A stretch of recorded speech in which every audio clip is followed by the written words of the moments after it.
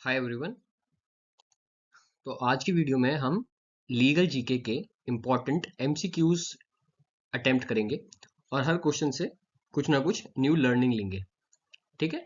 तो आज की वीडियो में हम अप्रॉक्सीमेटली 100 एमसीक्यूज अटेम्प्ट करेंगे लीगल जीके को related.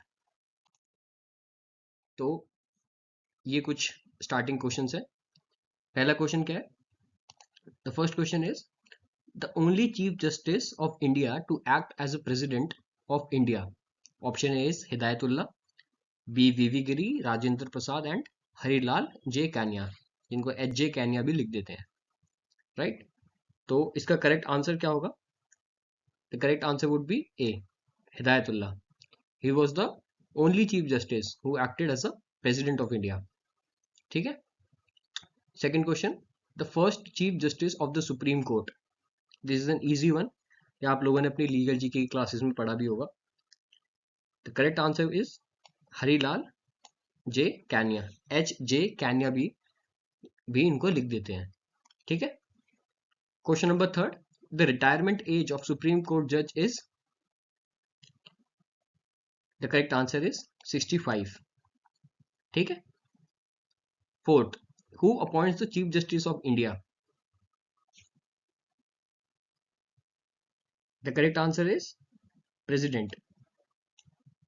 Okay. Question number fifth, who among the following is in the equal rank with the speaker of Lok Sabha. Lok Sabha के इक्विवेलेंट कौन सी रैंक होती है? The correct answer would be chief justice of India. ठीक है।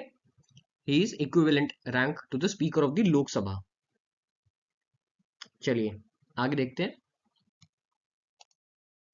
Question number sixth, who is considered as the guardian of the constitution of India. Guardian of the constitution किसको कहा जाता है? Supreme court, president, prime minister और parliament. The correct answer would be A, Supreme Court.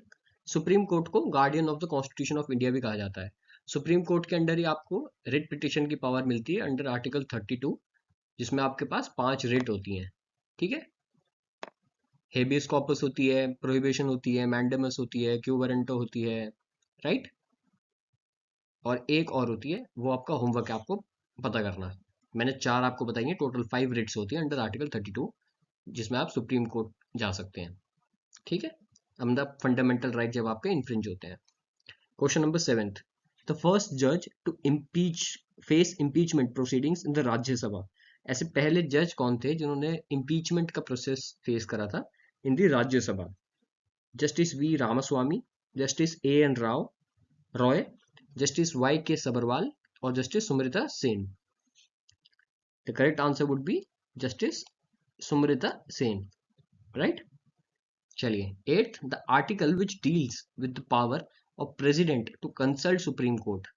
किस article के अंदर parliament president के पास power है कि वो सुप्रीम कोर्ट को कंसल्ट कर सकता है? ठीक है। Correct answer would be article 143।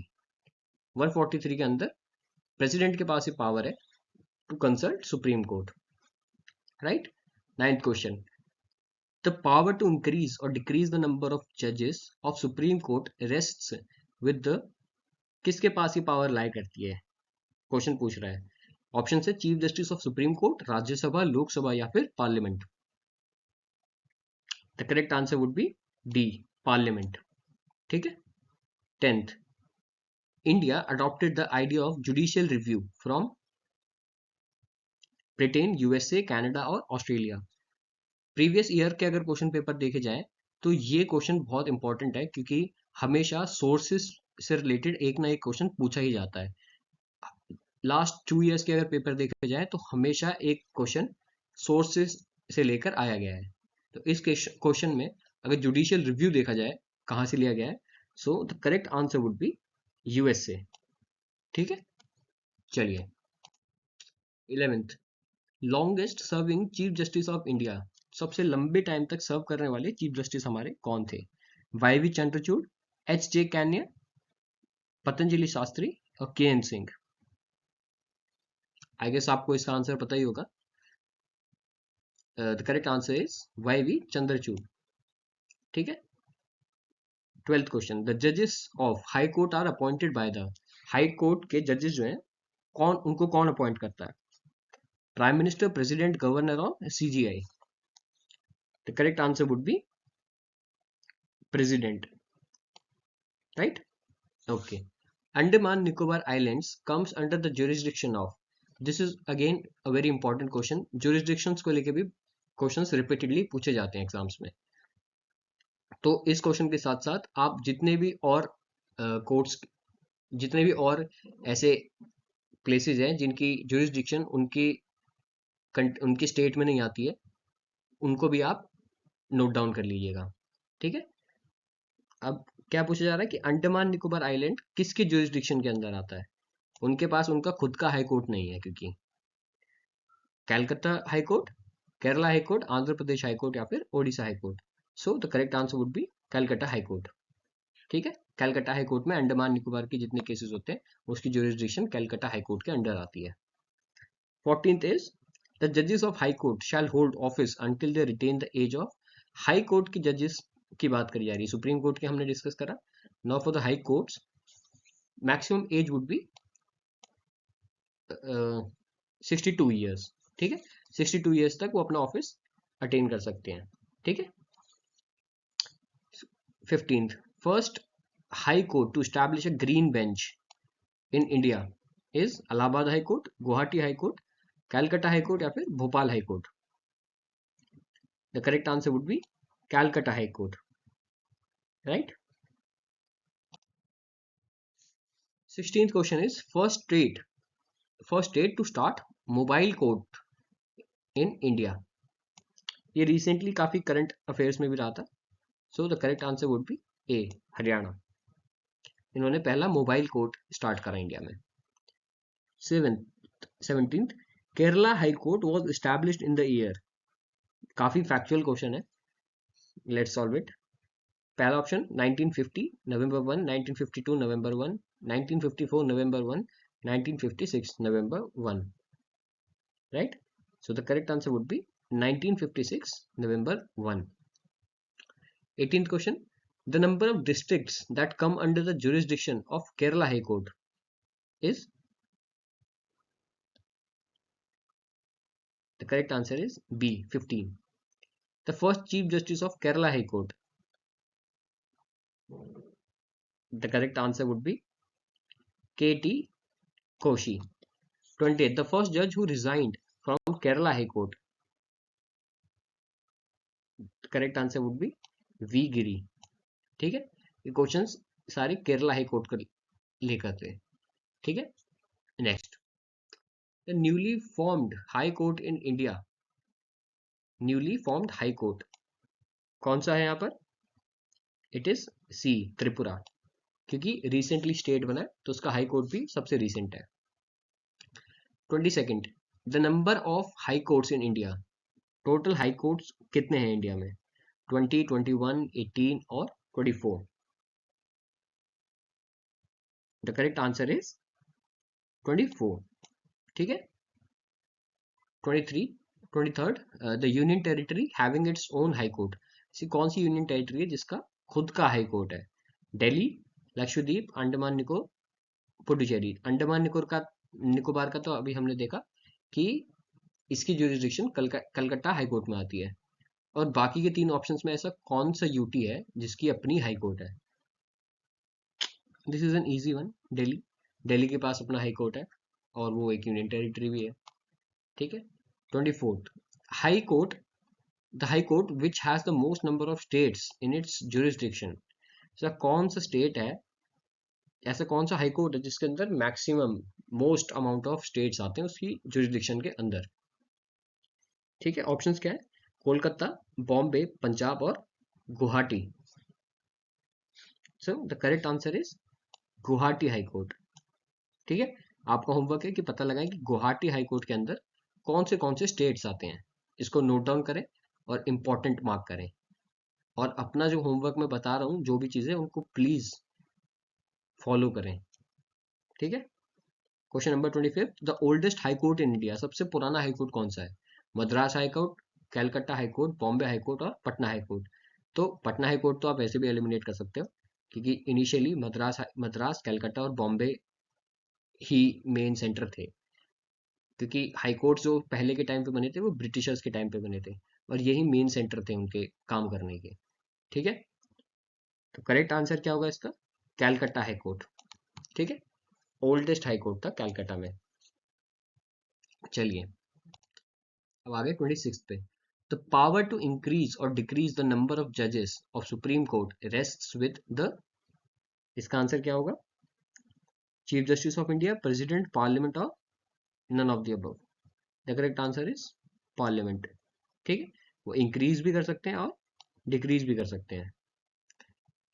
27th, in which police station was the FIR relating to the assassination of Mahatma Gandhi registered? तो काफी यूनिक क्वेश्चन है ये कि महात्मा गांधी का जो असैसिनेशन था उसकी FIR जो थी वो कहाँ रजिस्टर हुई थी? Parliament street police station, Daryaganj police station, Tughlaq road police station, या फिर none of the above? The correct answer is Tughlaq road police station. ठीक। 28, who is the author of the book a जजेस miscellany? JHR Khanna, J Dalveer Bhandari, lord MR Dennings, या फिर JM Hidayatullah? The correct answer is JM Hidayatullah. ठीक है। 29th, the principal bench of the central administrative tribunal is at New Delhi, Kolkata, Mumbai, या फिर Chennai? The correct answer is A, New Delhi. ठीक है। Ignorance of law, अब law का इग्नोर मतलब कि अगर आपको किसी लॉ के बारे में मालूम नहीं है या फिर आप अवेयर नहीं हो तो उसका इग्नोरेंस क्या अमाउंट करेगा? एक्सक्यूज्ड, आपको एक्सक्यूज मिलेगा उसका, not excused, many time excused, या फिर none of these? So the correct answer is not excused. तो हमारी कंट्री में इग्नोरेंस ऑफ लॉ कोई एक्सक्यूज नहीं है। अगर आपने कोई क्राइम कर दिया और वो क्राइम इस देश में इलीगल है या फिर पिनलाइज्ड करा जा सकता है आपको इस चीज के लिए, तो आपको ये डिफेंस नहीं दिया जाएगा कि आप अवेयर नहीं थे उस लॉ के बारे में।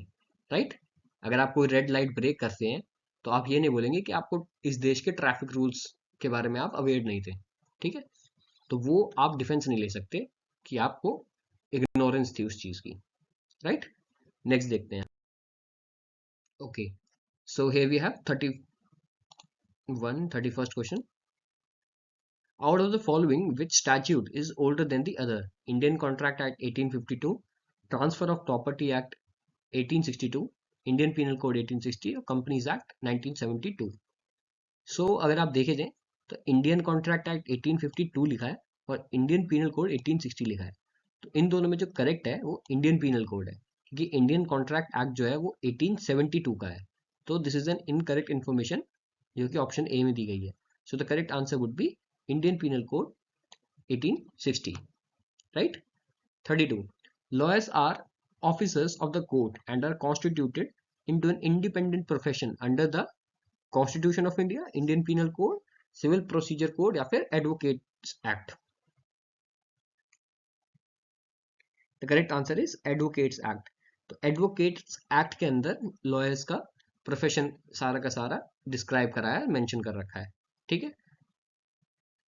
33.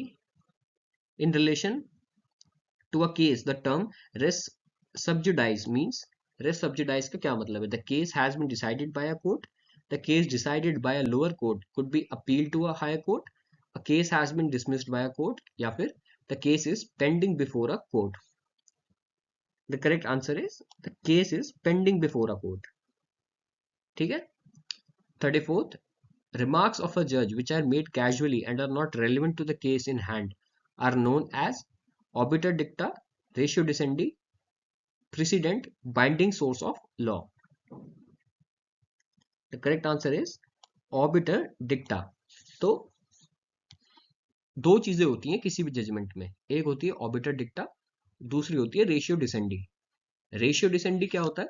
रेशियो डिसेंडी रेफर करा जाता है रेशो जो जजमेंट का बेसिस है, जो कि रैशनल, जो कि लॉ यूज करा गया है, जो कि ऑब्जर्वेशंस है उस जजमेंट की, और ये क्या होती हैं? ये बाइंडिंग होती हैं नेचर में। ऑर्बिटर डिक्टा क्या होती है? ऑर्बिटर डिक्टा वो होता है जो कि जिसका फैक्ट्स और सर्कमस्टांसेस से लेना है, जो कि हर केस में वैरी कर सकता है, ये बिल्कुल भी बाइंडिंग नहीं होता है बाय द कोर्ट, उस चीज को बोलते हैं। And they are casually and are not relevant. ठीक है, इसको ऑबिटर डिक्टा बोलते हैं। और रेशियो डिसेंडी क्या होता है? उस जजमेंट की एक बेसिक रीजनिंग जिसके बेसिस पे वो जजमेंट दी गई है, और वो फिर बाकी के आने वाले केसेस में जिसको एज अ लर्निंग लिया जाएगा या फिर रेफर करा जाएगा। ठीक है, जैसे एक कोर्ट ने जजमेंट दे दी, तो अब सुप्रीम कोर्ट की उस जजमेंट को बाकी के आने वाले केसेस में रेफर करा जाएगा या फिर उसकी रीजनिंग को रेफर करा जाएगा। ठीक है, प्रेसिडेंट क्या होते हैं? प्रेसिडेंट होते हैं जब कोर्ट्स में कोई केस फाइनलाइज हो जाता है, तो बाद में उन्हीं केसेस को रेफर करके बाकी के केसेस सॉल्व किए जाते हैं, उसको प्रेसिडेंट बोलते हैं। जैसे सेम सिमिलरली सुप्रीम कोर्ट की कोई जजमेंट है, तो उसके बाकी के सारे जो नीचे के कोर्ट्स होंगे हायरार्की में, उन सारे कोर्ट्स में वो जजमेंट बाइंडिंग होगी। मतलब अगर उस केस से रिलेटेड कोई सिमिलर फैक्ट्स और सर्कमस्टांसेस आते हैं, तो फिर उन सारे कोर्ट्स को उस जजमेंट को बाइंड करना पड़ेगा उससे, जो कि सुप्रीम कोर्ट ने दी थी। उसी को बोलते हैं प्रीसिडेंट। ठीक है, प्रेसिडेंट जजमेंट होती है। और रेशियो डिसेंडी क्या होता है? रेशियो डिसेंडी उस जजमेंट की रीजनिंग होती है। राइट, चलिए 35। In which landmark judgment did the supreme court of India lay down guidelines against sexual harassment of women at work place?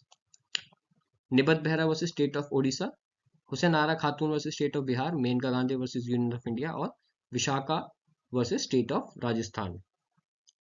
तो अगर आप लोगों ने पढ़ा होगा तो आपको पता होगा कि इसका correct answer Vishakha versus state of Rajasthan है, जिसमें सेक्सुअल हरासमेंट के अगेंस्ट एट वर्क प्लेस के अगेंस्ट कुछ गाइडलाइंस मेंशन करी गई थी कि अगर सेक्सुअल वर्क हरासमेंट होती है वर्क प्लेस में, तो उसको रिजॉल्व करने के लिए क्या क्या प्रोसीजर होगा या फिर क्या क्या रिक्वायरमेंट्स हैं जो कि वर्क प्लेस पे होनी चाहिए to prevent sexual harassment of women.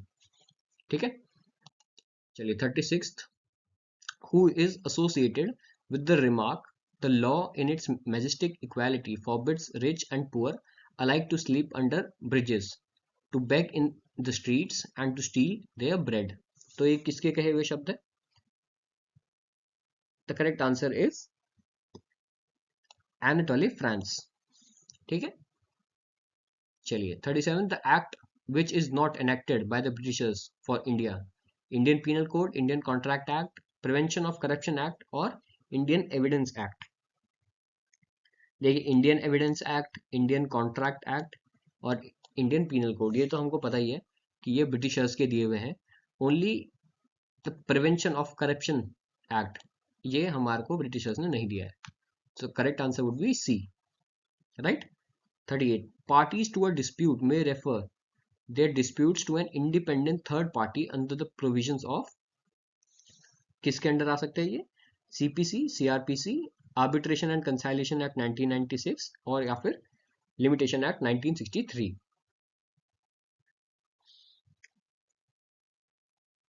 The correct answer would be Arbitration and Conciliation Act 1996। चलिए, decision given by a court is named as, उस डिसीजन को क्या बोलते हैं?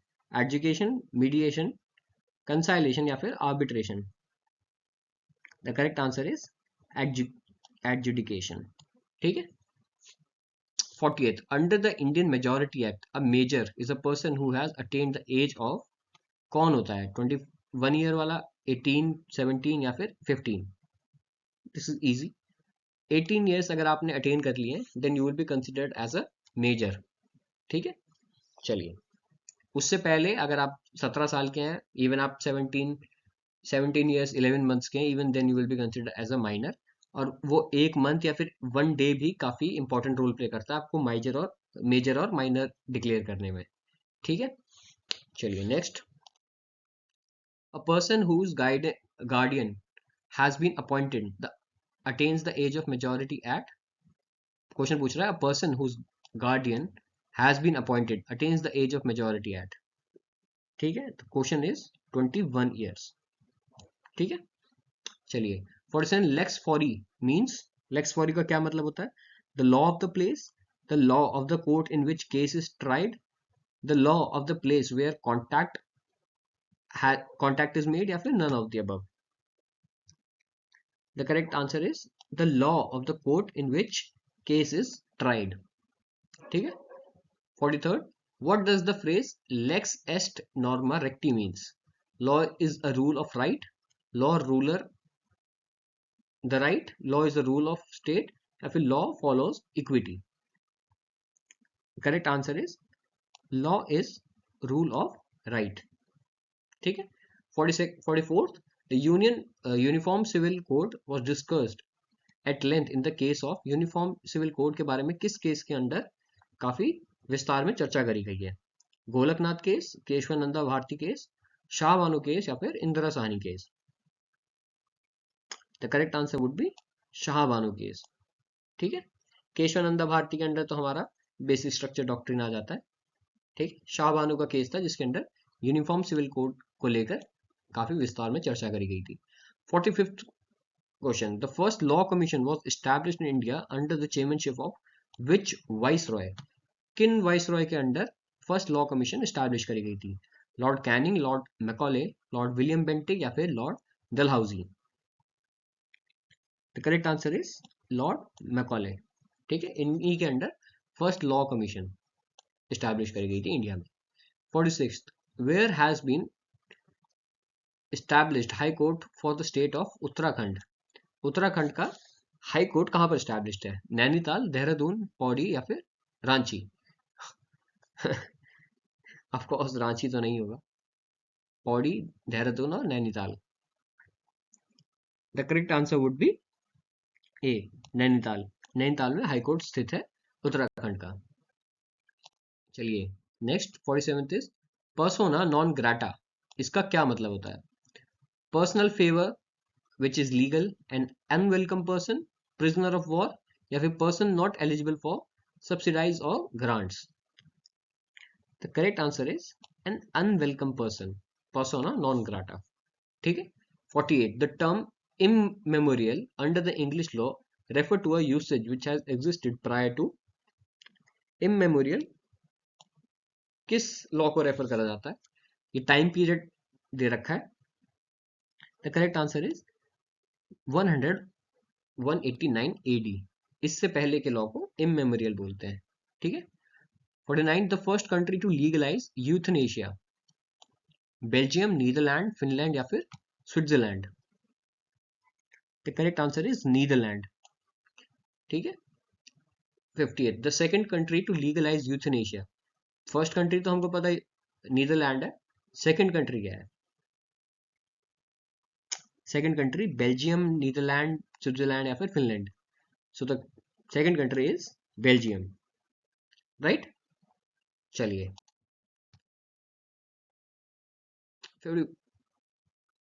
the Indian concept of Lokpal and Lokayukt have their Scandinavian equivalent in Ombudsman, Human Rights Commission, Public Guardian या फिर none of the above? The correct answer is Ombudsman. Right? चलिए 52nd, what is the meaning of administration of justice? Justice according to the opinion of judge, justice according to the versions of parties in a litigation, justice according to law या फिर justice according to opinion of highest court of appeal? The correct answer would be justice according to law। उसी का मतलब होता है administration of justice। The correct meaning would be justice according to law। ठीक है। 53rd, when a husband gives gift or ornaments clothes to his wife, then such transaction is legally called dowry, paraphernalia, bride property या फिर mehr? The correct answer is paraphernalia। ठीक। Dowry तो prohibited है और वो dowry women usually wife husband को देती है। ठीक है। जिसी से रिलेटेड डॉरी डेथ के केसेस भी आते हैं। और मेहर क्या होता है यहाँ पर? मेहर अगर आपको बताया जाए तो मेहर होता है मुस्लिम मैरिजेस में जो कंसिडरेशन होती है या फिर जो अमाउंट डिसाइड करा जाता है पहले से निकाह नामा में, उसको मेहर बोलते हैं। ठीक है। So the correct answer would be paraphernalia. Previous judgment quoted by a court to decide on a similar set of facts देखिए अभी हमने प्रीवियस एक क्वेश्चन में मैंने सेम चीज डिस्कस करी थी कि previous judgement quoted by court to decide on a similar set of facts. अगर उन्हीं सेट ऑफ फैक्ट्स पे बाकी का केस किसी को डिसाइड करना है तो प्रीवियस जजमेंट जो पहले दी गई है उसको क्या बोला जाएगा? The correct answer would be precedent. ठीक है, प्रेसिडेंट वो जजमेंट्स होती हैं जो कोर्ट्स दे देते हैं और उन्हीं को फिर बाद में यूज करा जाता है सिमिलर सेट ऑफ फैक्ट्स के केसेस में। जैसे अगर आज कोई केस आया राइट टू प्राइवेसी को लेके और सुप्रीम कोर्ट ने एक केस में राइट टू प्राइवेसी डिस्कस करा या फिर उसमें कुछ गाइडलाइंस दी हैं, तो उसके बाद जब भी कोई राइट टू प्राइवेसी का लेकर केस आएगा तो हमेशा उस केस को रेफर करा जाएगा जो कि सुप्रीम कोर्ट ने दिया था। ठीक है, उसी को प्रेसिडेंट बोलते हैं। और वो प्रेसिडेंट क्योंकि सुप्रीम कोर्ट ने दिया तो हमेशा बाइंडिंग होगी। अगर कोई हाई कोर्ट जैसे आंध्र प्रदेश हाई कोर्ट किसी कोई केस के बारे में जजमेंट देता है और मद्रास हाई कोर्ट दूसरे सिमिलर फैक्ट्स में कोई दूसरी जजमेंट दे देता है, तो वहां पर क्योंकि वो हायरार्की में सेम लेवल पे हैं, दोनों हाई कोर्ट हैं, तो उनकी आपस में जो जजमेंट्स होंगी वो बाइंडिंग नहीं होगी, पर्सुएसिव वैल्यू हो सकती है उसकी। कोर्ट चाहे तो माने, ना चाहे तो ना माने।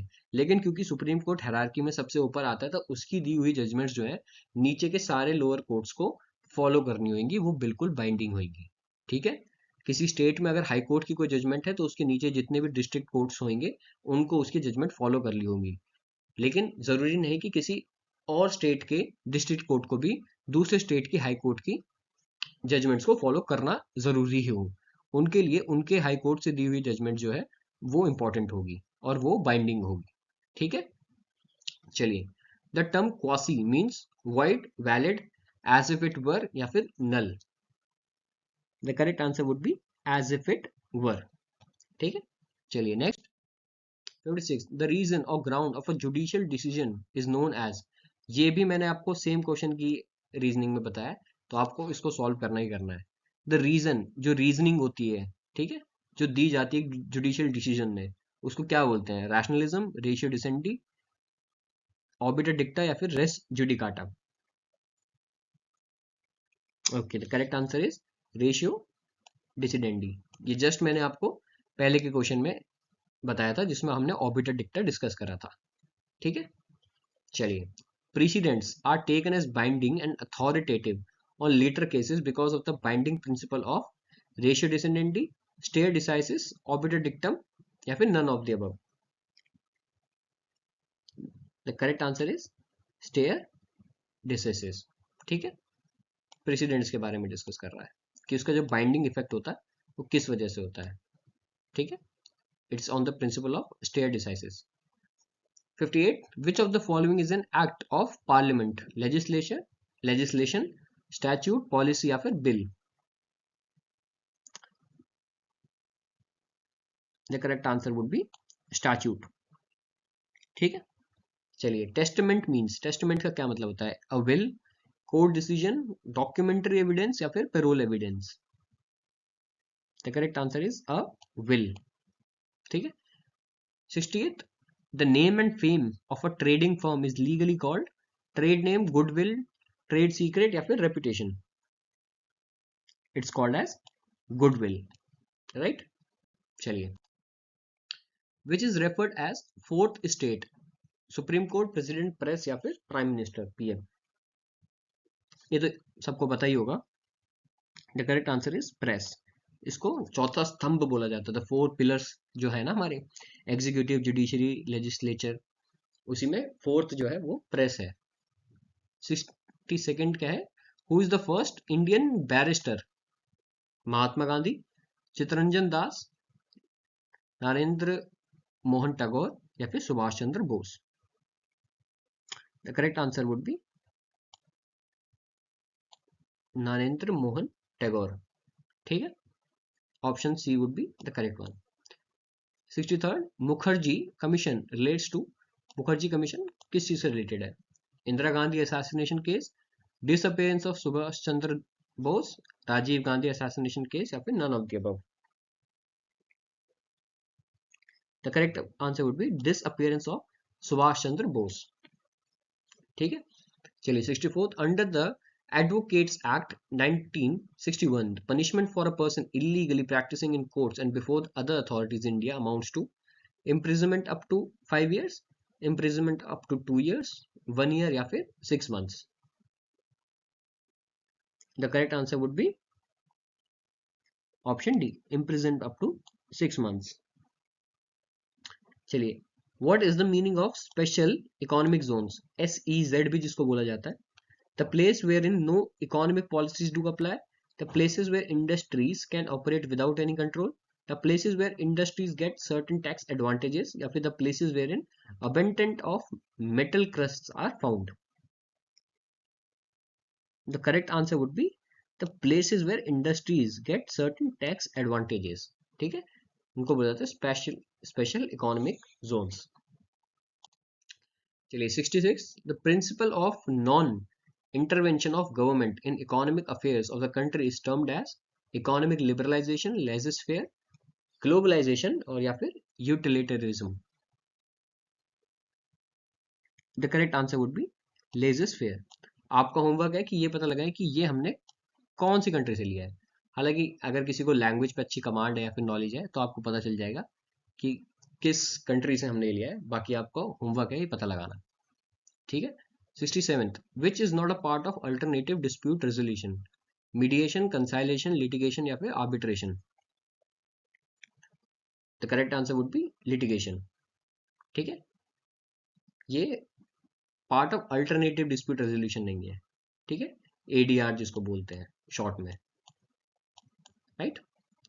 68, India's first child witness courtroom has been inaugurated at.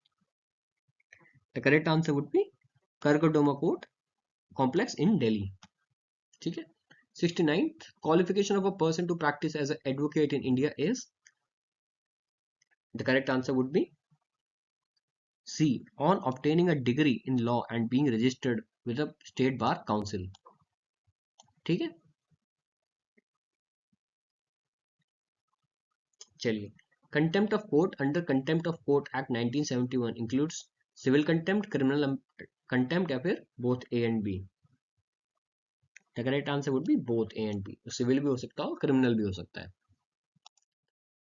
71st, maximum term of punishment for contempt of court. Contempt of court में maximum punishment जो आपको दी जाती है वो कब कितने टाइम तक की हो सकती है? It can be of 6 months. Right? चलिए, first law commission was setup in the year.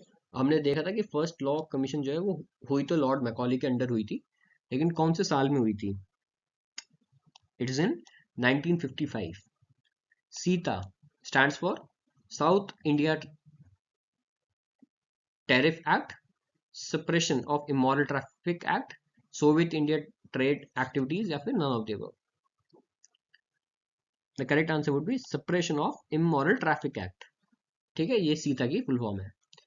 74th, first law university in India has been established in August 1987 at. It would be at Bengaluru. ठीक है. Find out which is not a principle of natural justice. इनमें से natural justice का principle कौन सा नहीं है? The correct answer is pacta sunt servanda. बाकी justice, equity and good conscience, ordeal term patem, justice may not only be done but also appears to be done, ये सब natural justice के principles हैं. ठीक है. चलिए, 76 national law day is observed on. ये तो सबको पता ही होना चाहिए. It is celebrated on November 26. Which act was replaced by the Competition Act? ठीक है, कंपटीशन एक्ट को किसने रिप्लेस करा था? 77th क्वेश्चन जो है इसका करेक्ट आंसर होगा MRTP एक्ट 1969. ठीक है. Power of the execution is dealt in civil law, administrative law, public international law या फिर constitutional law. The correct answer would be administrative law. ठीक है. 79th, due to negligence on the part of medical practitioner the patient suffered huge.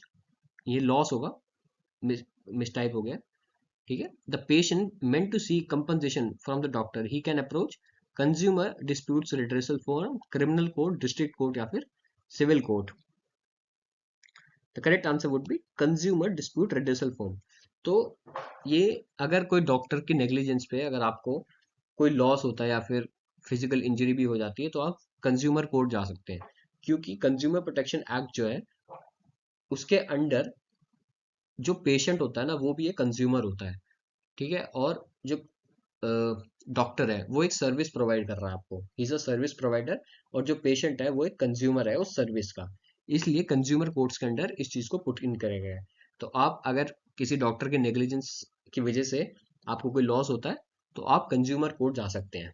ठीक है, इसलिए consumer disputes redressal forum दे रखा है इसका correct answer. 80th, given one word for the meaning by reason of that fact. ठीक है, the correct answer is ipso facto. ये इसी का मतलब है, इप्सो फैक्टो का मतलब होता है bye reason of that fact. ठीक है, चलिए next. Who is designated as प्यूज जज of a high court? A retired जज, अ जज other than a chief justice, an eminent जज, या फिर none of the above? The correct answer is अ जज other than a chief justice. Lakshadweep false with in the jurisdiction of which high court? तो लक्षद्वीप की कहाँ jurisdiction लगती है? ये आपका होमवर्क है कि आपको सारे प्लेसेस जितने भी ये आइलैंड्स हैं और जितने भी हाई कोर्ट्स हैं उनको पता लगाना है कि किस हाई कोर्ट के अंडर किस किस स्टेट की या फिर किस किस यूनियन टेरिटरी की जुरिस्डिक्शन लगती है। ठीक है, मैक्सिमम हम इस वीडियो के अंडर कवर करेंगे, लेकिन अगर कुछ रह जाते हैं तो आपको एज अ होमवर्क लेने हैं। ठीक है, और ये काफी इंपॉर्टेंट क्वेश्चन है, इस पे रिपीटेडली क्वेश्चन पूछे जाते हैं जुरिस्डिक्शन पे। ठीक है, तो इसका करेक्ट आंसर क्या होगा? Kerala high court. ठीक है, medical science used for investigation crime is known as forensic science, criminology, forensic medicine या फिर autopsy? The correct answer is forensic science. Shuttle means trespass, movable property, any property या फिर cattle trespass? The correct answer is movable property. ठीक है, चलिए। The competition act 2002 aims to protect the interest of monopoly restricted companies, multinational companies, the consumers या फिर market? The correct answer is the consumers. उनके interest को protect करता है competition act 2002। National judicial academy is in Mumbai, Bhopal, Maharashtra या फिर Delhi? The correct answer is Bhopal. Oldest law code in India कौन सा है? मनुस्मृति, बृहस्पति कोड, महाभारत या फिर Bhagavad Gita? The correct answer is Manusmriti, this is the oldest law code. ठीक है, 88, ignorance of the law excuses no man, not that all men know the law but because it is an excuse every man will plead। तो अभी हमने पढ़ा था कि ignorance of law जो है कोई भी excuse नहीं होता। और क्यों नहीं होता? इसलिए नहीं क्योंकि उस इंसान को पता नहीं है, इसलिए क्योंकि अगर हम ये ignorance का excuse दे दें तो हर इंसान फिर यही बोलेगा कि हमको तो कानून पता ही नहीं था। तो ये किसके शब्द थे? John Austin, John Seldon, Roscoe pond या फिर Bentham? The correct answer is John Seldon. ठीक है, 89th, justice may not only be done but also appear to be done, and may I add, must be paid for being done. Whose statement is this? तो justice जो है सिर्फ होना नहीं चाहिए, होता हुआ दिखना भी चाहिए, ताकि जो सोसाइटी है उसमें जस्टिस प्रिवेल करे और लोगों को बिलीफ हो कि ये जो प्रोसेस है या प्रोसीजर है, this is the correct one for us. ठीक है, जस्टिस होता हुआ दिखना भी चाहिए। Correct answer is Henry Cecil. 98, death sentence pronounced by a lower court must be confirmed by the president, must be within the discretionary power of the court, must be confirmed by high right court या फिर must be confirmed by the supreme court? The correct answer is must be confirmed by, ये right नहीं, यहाँ पर high court होगा, तो please correct it। ठीक है, चलिए next। litigation is a game in which the court is umpire. Who said this? Roscoe Pound, Pollock, John Austin या फिर Rousseau? The correct answer is Pollock. अब litigation is a game in which the court is umpire. Umpire क्यों? अगर आप cricket में देखें तो empire क्या होता है? जब तक उस के सामने अपील ना करी जाए तो वो कोई डिसीजन नहीं देता है। ऐसे ही कोर्ट्स हैं, कोर्ट्स में जब कोई केस आता है उनके सामने तभी कोर्ट्स एक्शन लेते हैं। ठीक है, इसलिए इसको बोला गया है कि कोर्ट इज एम्पायर। उनके सामने जब भी कोई केस प्रेजेंट होता है तभी वो उसको कंसिडर करते हैं और उसके रिगार्डिंग कोई जजमेंट पास करते हैं। अनटिल देन, जब तक कोर्ट के सामने कुछ चीज प्रेजेंट नहीं करी जाएगी तो court can not act on it. ठीक है। 92nd, law can be broadly divided into two kinds. Procedural law दो तरह से हो सकता है, एक प्रोसीजरल लॉ हो सकता है with the procedures to be followed by the courts for obtaining justice, while substantive law और दूसरा substantive law which, अब substantive law क्या होगा, which creates rights and duty, which supplements procedural law, give directions to law enforcement agencies या फिर provide punishment to the wrong doer। ठीक है, the correct answer would be creates rights and duties। 93rd, a lok adalat is different from other courts because its decision cannot be challenged in any court of law. People have more privileges. Supreme Court guides the lok adalat या फिर none of the above। The correct answer would be because its decision cannot be challenged in any court of law। ठीक है, लोक अदालत। Which of the following are included in the definition of sexual harassment under the new sexual harassment of women at workplace prevention, prohibition and redressal bill? Demand or request for sexual favors, physical contact and advances, making sexually colored remarks या फिर all of the above। The correct answer would be all of the above। इनमें सब sexual favours हो या फिर sexually coloured remarks हो या फिर फिजिकल कॉन्टैक्ट एंड एडवांसेस, ये सारे के सारे पार्ट हैं जो कि हमारा नया sexual harassment of women at work place prevention, prohibition and redressal bill है। ठीक है। 95th, wondering in many worlds is the autobiography of Justice J.B. Koshi, Justice K.T. Thomas, Justice V.R. Krishna Iyer या फिर Justice Shah। The correct answer is Justice V.R. Krishna Iyer, इन्हीं की ये autobiography है।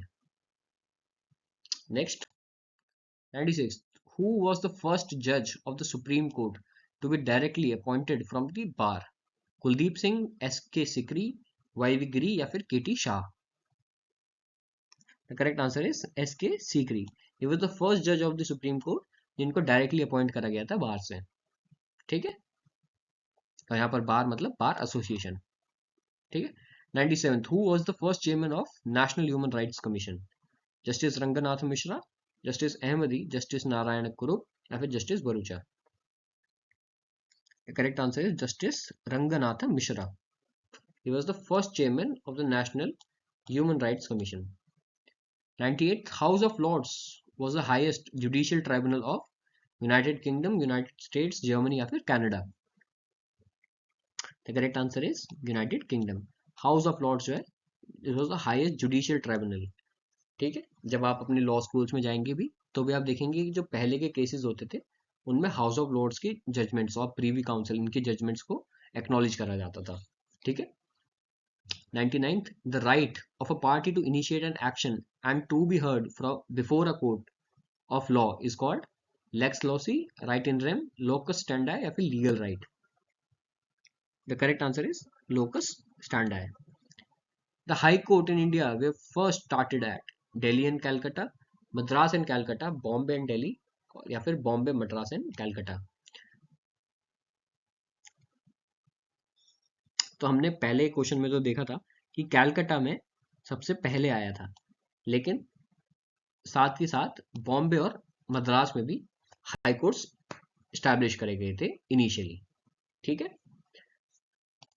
तो इसी के साथ आज हमने अप्रोक्सीमेटली नहीं, एग्जैक्ट 100 MCQs कंप्लीट करे, जिसमें हमने important legal GK, legal history और कुछ स्टैट्यूट्स के law, legal maxims, legal words, इन सब चीज़ों को देखा। ये हमारी वीडियो का पार्ट 1 था, राइट। तो आई होप आपको अच्छी लगेगी video. Thank you so much. हम नेक्स्ट वीडियो में और 100 MCQs कवर अप करेंगे। Okay, all the best, thank you.